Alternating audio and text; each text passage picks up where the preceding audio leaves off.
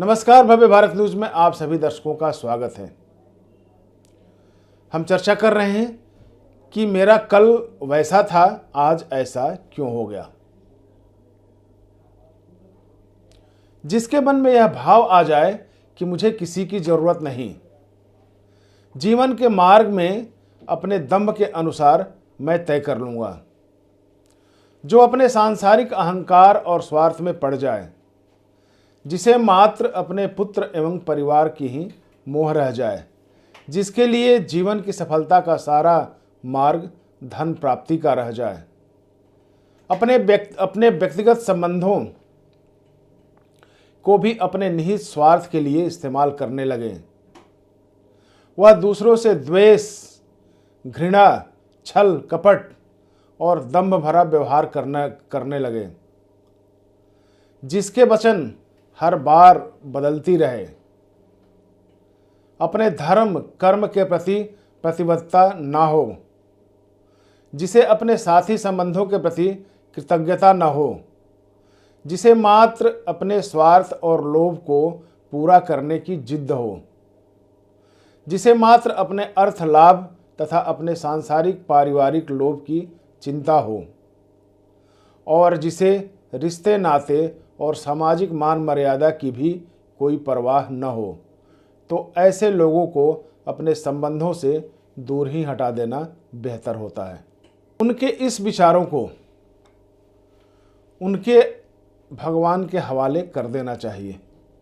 ऐसा करके अपने आप को निश्चिंत कर लेना चाहिए कि यह सभी भाव, विचार, कर्म वह स्वयं से नहीं कर रहा है, वरना उसका भगवान ही उससे इसलिए करा रहा है कि यह उनके भाग्य और प्रारब्ध के अनुसार विधाता ने तय कर रखा है।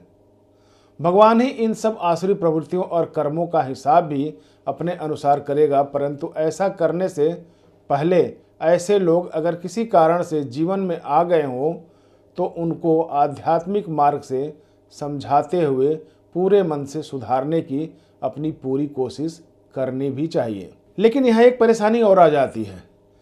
जब किसी व्यक्ति को सुधारने की अगर आप कोशिश करते हैं तो वह व्यक्ति आपकी कोशिशों के विरोध में खड़ा रहने लगेगा और आपको भी अपने अनुसार ही संचालित करने की कोशिश में लग जाएगा। उसकी आसुरी शक्तियाँ उन्हें स्वयं कुवृत्तियों से पृथक ना होने की जिद पर अड़ी रहेगी और इसलिए वह आखिरी हद तक विरोध आपका करता रहेगा। कभी कभी तो ऐसा हो जाता है कि उसकी नीचता की पराकाष्ठा भी पार हो जाती है, वो पार कर लेता है। फिर भी आपको इन्हें सुधारने और समझाने की कोशिश तब तक करनी चाहिए जब तक कि आपके अंदर आत्मा के रूप में बैठा परमात्मा अंततः दुखी न हो जाए।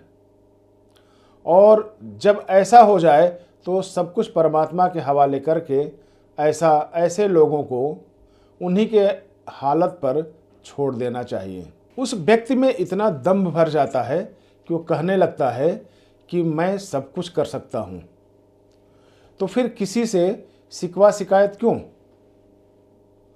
और हम कौन हैं जो उसके मार्ग में बाधा बने?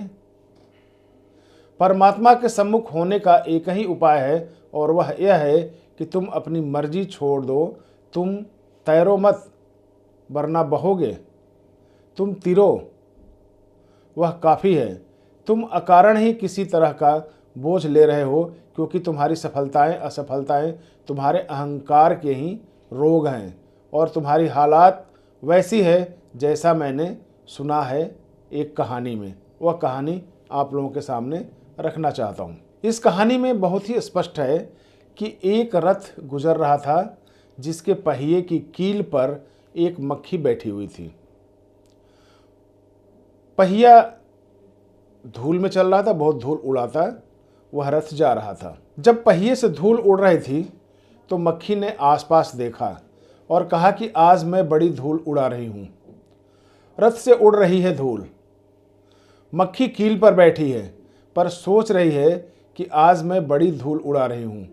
और जब इतनी धूल उड़ा रही हूँ तो वह सोचने लगी कि मैं इतनी ही बड़ी हूँ, मेरे कारण ही यह सब धूल उड़ रही है।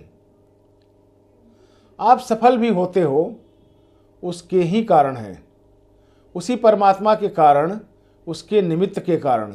जो आप भी पाते हो उसके ही कारण पाते हो। तुम रथ पर बैठी एक मक्खी से ज़्यादा नहीं हो। आप भूल कर भी यह मत सोचना मक्खी की तरह कि मैं ही धूल उड़ा रहा हूँ। धूल रथ की है, यात्रा है तो रथ की है, लेकिन तुम अपने को बीच में डाल लेते हो। बेवजह श्रेय लेने की आदत मानव की है। इससे घमंड हो जाता है और यह घमंड जल्दी टूट भी जाया करता है। इसलिए यह पहचानो कि रथ कौन चला रहा है, धूल क्यों उड़ रही है। आपने सुना होगा बात उस छिपकली की कि एक बार छिपकली के मित्रों ने उसे निमंत्रित किया कि वह आए और थोड़ा जंगल में सैर सपाटा हो जाए। उस छिपकली ने कहा कि जाना मेरा मुश्किल लग रहा है, मैं नहीं जा पाऊंगी, क्योंकि इस छप्पर को कौन संभालेगा अगर मैं चली गई तो। मक्खी महल के ऊपर, महल के छत पे चिपकी हुई थी और उसकी सोच ये थी कि मैं ही महल के छत को संभाल रखी हूँ। अगर मैं घूमने चली गई तो फिर इस छप्पर को कौन संभालेगा। छप्पर गिर जाएगा तो जिम्मेदारी मेरे ऊपर होगी। छिपकली सोचती है कि छप्पर को वही संभाले हुए है। छिपकली को लगता भी होगा। और इसी तरह आपने सुना होगा एक और कहानी बूढ़ी औरत की। बूढ़ी औरत के पास एक मुर्गा था। वह सुबह बाग देता था, तभी सूरज उगता था। बूढ़ी किसी बात को लेकर अकड़ गई। जब गांव वालों के उससे कुछ कहा सुनी हुई तो बूढ़ी औरत ने कहा कि मैं मुर्गे को लेके दूसरे गांव चली जाऊंगी। तो इस बात को लेकर सब लोग हंसने लगे। बोली चली जाएगी तो चली जा मुर्गे को लेके। बोली नहीं, अगर मैं चली जाऊंगी तो सुबह नहीं होगी यहाँ पे। फिर सब लोग उसकी मूर्खता पर हंसने लगे। बूढ़ी औरत शाम को उस मुर्गे को लेके चली गई। दूसरे गांव में वो गई तो वहाँ उसका मुर्गा फिर सुबह बाग दिया और वहाँ सुबह हो गई। उस गांव में जब सुबह हुई तो बूढ़ी औरत ने देखा कि यहाँ तो सुबह हो गई है, अब उनको मज़ा आएगा हमारे गांव वालों को, क्योंकि जब सूर्य का उदय यहाँ हो गया तो वहाँ फिर थोड़े होगा, क्योंकि मुर्गा तो हमारे पास है और मुर्गा जब बोलता है तभी सूर्योदय होता है, सूर्य उगता है। मुर्गे ने बाग दी और दूसरे गांव में सूरज उगा। तो बूढ़ी ने कहा कि अब रोएंगे वो, अब बैठे होंगे छाती पीट के रोते होंगे, ना रहा मेरा मुर्गा, ना वहां पे उगेगा सूरज। तो इस तरह की कहानियों से एक लेसन मिलता है कि जो मक्खी है, छिपकली है और बूढ़ी औरत है, यह तीनों में अभिमान कूट कूट कर भरा था। मक्खी को रथ कार्य का आभास नहीं था, छिपकली को छत का आभास नहीं था और बूढ़ी औरत को सूर्य की रोशनी का आभास नहीं था। बूढ़ी औरत को यथार्थ का भान ही नहीं था। उन्हें अपने घमंड के कारण यह पता ही नहीं लगा कि उनसे बड़ा भी कुछ है, जिसको कारण बनाकर प्रभु अपना कार्य करा रहा है, और जो बड़ा है तो बड़ा ही रहेगा। लोगों के भी तर्क हैं, आसुरी प्रवृत्तियों से घिरे लोगों के तर्क और गहरे भी हैं। बूढ़ी का तर्क भी है तो बहुत साफ है, क्योंकि ऐसा कभी नहीं हुआ कि मुर्गे के बाग दिए बिना सूरज उगा हो। लेकिन बात बिल्कुल उल्टी है। सूरज उगता है इसलिए मुर्गा बाग देता है, बाग देने के कारण सूरज नहीं उगते। लेकिन बूढ़ी को कौन समझाए। ईर्ष्यालु, दंभी, घमंडी, छली, कपटी, प्रपंची, झूठे, बददिमाग, लोभी, मोही, स्वार्थी और बदतमीजों को कौन समझाएगा। इनको समझाएंगे तो उनका अभिमान और जागृत होगा। इसलिए ऐसों को छोड़ो, लेकिन छोड़ने के पहले एक अंतिम कोशिश जरूर कर लेना। और इसके साथ ही यह भी ध्यान रखना कि अगर ऐसे व्यक्ति पूर्व के साथ संबंधों में रहे हैं तो उनके लिए ना तो अपने मन के दरवाजे बंद रखना और ना ही बूढ़ी और औरत के समान अपने मुर्गे को यानी अपने स्वार्थ को लेके बेवजह अलग होना। उनको ऐसे व्यक्ति को एक बार समझाने की जरूर कोशिश करते रहना चाहिए। तुम अपनी छोटी बुद्धि से छोटे दायरे में सोचते हो। तुम्हारे कारण परमात्मा नहीं है, वरन परमात्मा के कारण तुम हो। यह श्वास तुम्हारे कारण नहीं चल रही है, बल्कि उसके कारण चल रही है जिन्होंने तुम्हें जन्म दिया है। एक सच्चे इंसान होने के नाते तुम भगवान से प्रार्थना करते हो। प्रार्थना भी तुम नहीं करते हो, वह तुम्हारे भीतर प्रार्थना बनता है और वही कराता है। अपनी प्रार्थना तुम नहीं करना चाहते हो। ज्ञानी पुरुष ईश्वर की प्रार्थना करते हैं, लेकिन ऐसा माना जाता है कि प्रार्थना भी तुम नहीं करते। वह प्रार्थना के रूप में तुम्हारे अंदर बैठा है। वह तुमसे प्रार्थना वही कराता है। तुम नहीं करना चाहते हो, फिर भी कराता है। नहीं करना चाहते हो, नहीं कराता। यह उसी की लीला है, तुम्हारे लिए, तुम्हारे पापों के लिए। इस भाव को ख्याल में ले लें तो गुरु नानक देव के एक बड़े बहुमूल्य शब्द समझ में आ जाएंगे।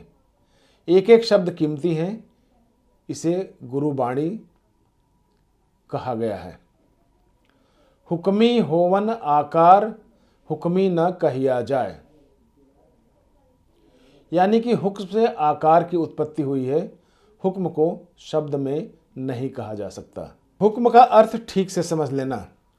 द कॉस्मिक लॉ जिसे कहा गया है, यानी कि प्रकृति का लॉ, प्रकृति का नियम क्या है, वह जो सारे जीवन को चलाने वाला महानियम है, हुक्म का वही अर्थ बताया गया है।